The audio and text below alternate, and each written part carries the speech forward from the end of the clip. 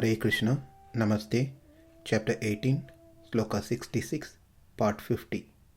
Sarva-dharmān parityajya, mām ekaṁ śaraṇaṁ vraja, ahaṁ sarva-pāpebhyo, mokṣayiṣyāmi mā śucaḥ. Abandon all varieties of religion and just surrender unto me. I shall deliver you from all sinful reactions. Do not fear. In the past series of sessions, we learned the importance and glories of Guru. It is through Guru's recommendation that our spiritual journey towards Krishna, to the spiritual world, is guaranteed. We want to get those things which are favorable for us, and we want to get rid of those things which are unfavorable. The Lord does that for us by giving us the ishtam and removing the anishtam. Therefore, He is said to be sarva-rakshaka. That doesn't really mean whatever I wish, the Lord gives me, and whatever I hate, He removes it. He can do that also, no doubt about it. But that level of understanding is on the lower level for those who have low consciousness. But when we think on the higher platform, what would be everyone's ishtam and what would be everyone's anishtam? Ishtam means liking, anishtam means that which is not liked, unfavorable.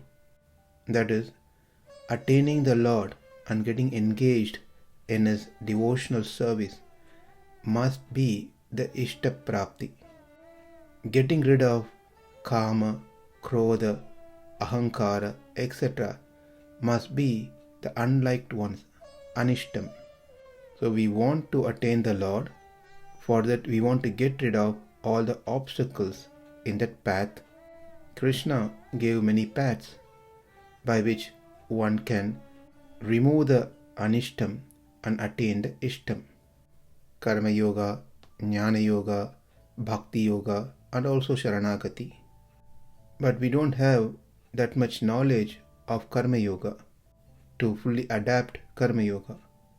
We don't have that sense control to perform jnana yoga. And bhakti yoga, 24/7, 365 days, one has to be completely in Krishna consciousness. When karma yoga and jnana yoga is not possible, then bhakti yoga is a big challenge. Therefore, we can't perform any of these means, upayams.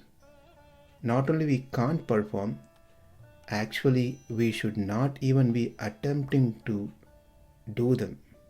If anyone is hearing this for the first time who has not heard the previous sessions, kindly refer to Bhakti Yoga and Śaraṇagati sessions.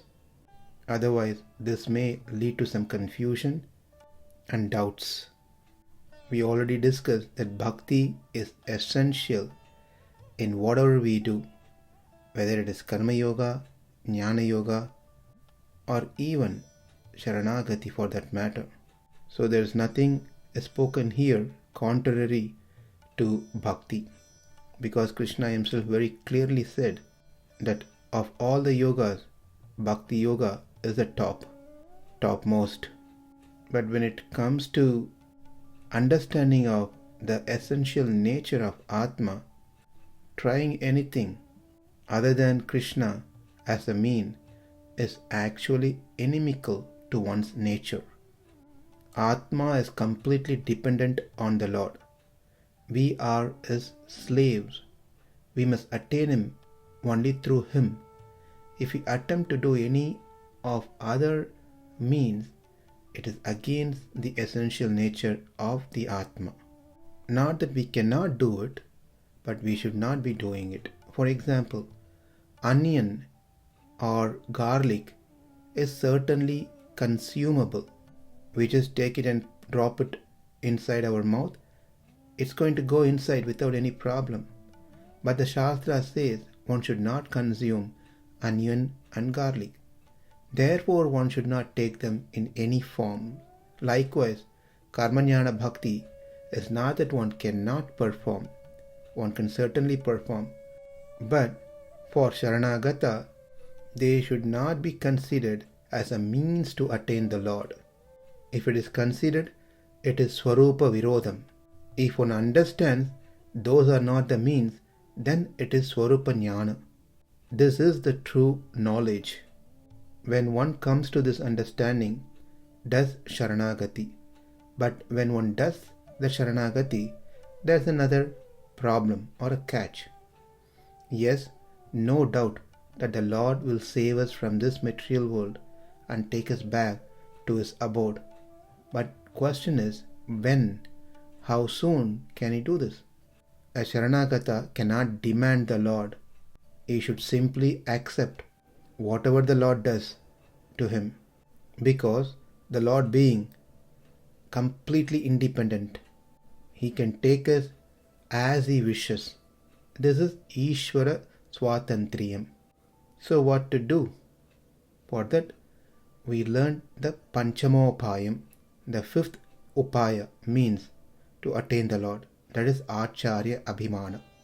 By taking the shelter of a Guru, by surrendering unto a Guru, one's return to spiritual world is confirmed without any doubt. It even supersedes Ishvara Swatantriyam, because the Lord simply accepts those Jivatma recommended by the Acharya. So it is important to know there are various paths by which we can attain Krishna. We need to know what is the best path that suits me to attain Krishna. Of course, based on our capacity. When we analyze all these, we come to the point that we are completely dependent on the Lord. But the Lord is independent. He may or may not respond immediately. Therefore, we approach a Guru to expedite the situation. Let's reverse back few steps. We need to have a proper understanding of self, Atma. Who am I? What is my essential nature? What am I supposed to do to attain the Lord? How do I understand Atma's nature is Seshatvam, Paratantriyam, Dasatvam. Seshatva means servitorship. Paratantriyam means completely being dependent upon the Lord. Dasatva means accepting oneself to be the slave of the Lord. It is important to have these two factors, Seshatvam and Dasatvam, because one may be doing service, but not necessary he has to be a slave. Or one may be a slave, but may not be inclined to do service. Therefore, both Seshatvam, Dasatvam is important, and Paratantriyam as well. This is the Swarupa nature of the Atma. This knowledge is called Swarupa Jnana. So how can I get this knowledge? Answer is through the mantras. Mantras helps one to regain the dormant knowledge of the Atma. Next question is, how can I get the mantras? Answer, from a Guru, Acharya. Acharya is the one who first learns the necessary scriptures from his preceptor, Guru. Acharya is the one who practices that what he learnt from his Guru. Acharya is the one who teaches the same what he learnt and practiced to his Sishya, disciple, and encourages them to practice. There is another term which we are all familiar called Guru. Guru, the term means one who drives away the ajnana and gives us jnana. That is, drives away the ignorance and gives us knowledge. So one who helps us to attain our Swarupa Jnana is Guru. He is the one who gives us that knowledge. He is the one who gives us even the spiritual world, they have the keys to the spiritual world. And Guru is the one who helps those who are inclined to attain the spiritual world. Guru is the one who connects us to Krishna through the Guru Parampara. But all these things happen only if we get connected to an existing Guru, living Guru. How do we get connected? Through a process called Pancha Samskara, also called as Diksha. In English it is said initiation. Samskara means Samyak karoti iti samskaraha, that which makes one better. The word samskara is derived from the root meaning to refine. There are many meanings to samskara: a sense of education, cultivation, training, making perfect, refining, polishing, an ornament or decoration, impression, form, mold, operation, sanctification, a purificatory rite. So if we see, all this leads to one concept of making things better. Say an object is not fit to be used. The process is being made so that particular object can be fit to be used. And that process is said samskara. Taking an existing one, cleaning it to make it usable, to make it qualified to be used. For example, when we go to the temple, we buy and take some flowers. The priest does not directly offer those flowers to the Lord. He takes few drops of water and sprinkles on top of these flowers along with some mantras that he chant, and then he offers those flowers to the Lord. So what we got to the temple, the flowers were not qualified first to be offered to the Lord directly, but through some purificatory process that is performed by the priest, that which was not fit became fit through some process, and that process is known as samskara. The human body must go through purification to perform certain things. It is to make the body, to facilitate the Atma to perform certain necessary practices, spiritual practices, religious practices. These samskaras starts even before one's birth by the parents. All these samskaras mostly done by the parents, and after we leave the body, that samskara that needs to be performed is also done by our children. Before birth, the couple who is aspiring to have children does garbhodhana samskara, a process to receive or conceive a child. Likewise, pumsavana, sanctification of the embryo. Simanto nayana, the parting of the hair of the mother for successful delivery. Jata karma, a samskara which is supposed to be performed before the umbilical cord is cut. Namakarana, name-giving ceremony. Nishkramana, child's first outing.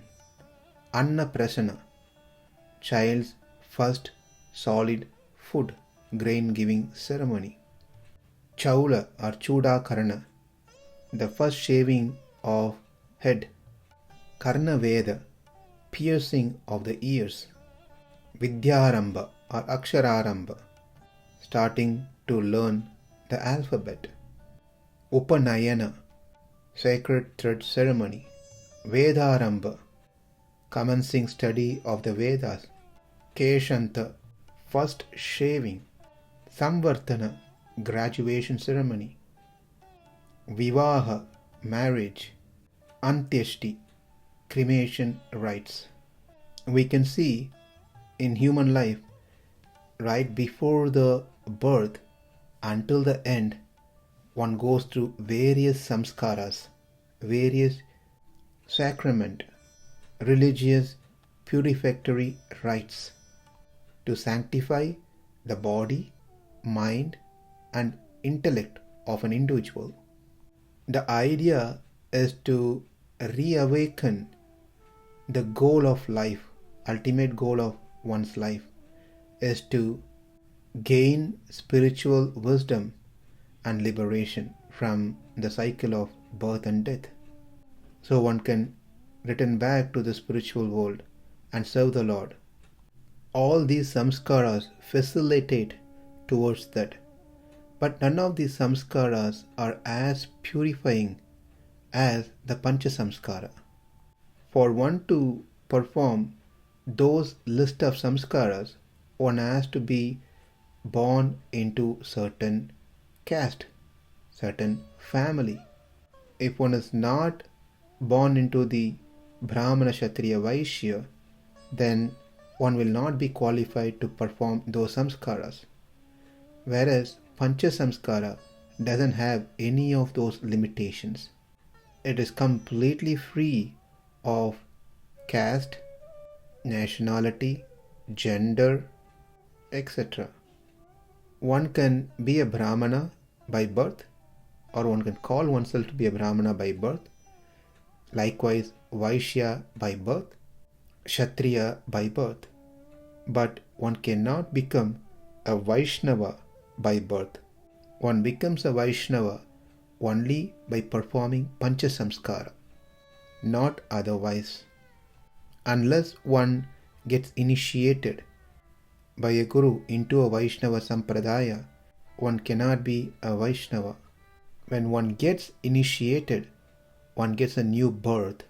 Until then, one is not born yet, even though they walk around, even though they breathe, even though they eat, even though they do any activities.